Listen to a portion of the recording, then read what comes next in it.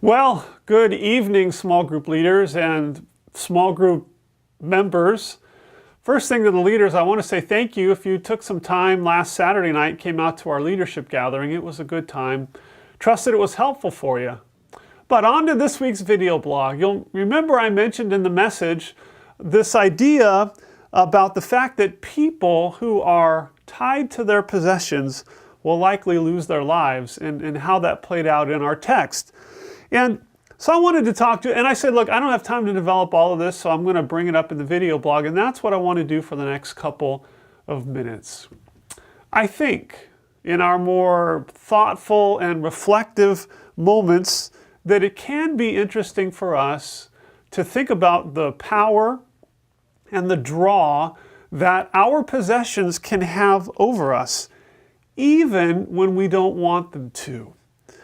And it's interesting to me as I studied this, and it might have been interesting to you as you looked at it too, that Jesus felt like he needed to mention to the disciples and to the people who would be reading the text not to take anything as soon as the abomination of desolation happens. You would think if your life was in danger that the first thing you want to do is just get out of there. But maybe I'm being too hard on them, and maybe what they would have been thinking is what many of us think is, what do I need in order to make it, in order to live? I don't know. But Jesus' thinking on this was, don't worry about it. You don't need anything. Just go. Your life is more important than your stuff. In my study, I came across a story, an account of a woman who had died in the city of Pompeii.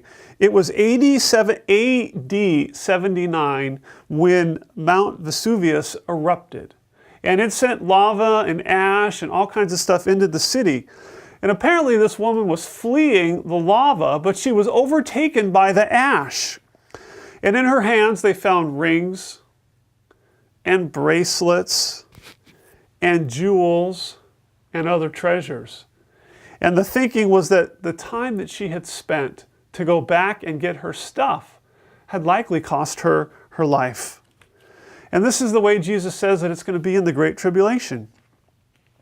And this is the question, is could it be this way for us a little bit today? We're not living in the Great Tribulation, but could our grasp and could our grip on material things possibly cost us our lives? Something to think about. Maybe I'm being too melodramatic. Could they be costing us our lives? And even maybe some of our relationships. I was driving my daughters to school just this morning, and we're listening to 94.9, which is a very popular radio station. Song comes on the radio. The title is, Put That Phone Down. And I looked at my daughter and I said, they are even writing songs now that are in popular culture about putting technology down, putting possessions down. The song says, the room is so quiet, I can hear the sound of silence right here in your arms, and I'm falling asleep to your heartbeat. But suddenly that bright blue is glowing in this dark room, and you turn away from me like I'm not here at all. Why don't you put that phone down?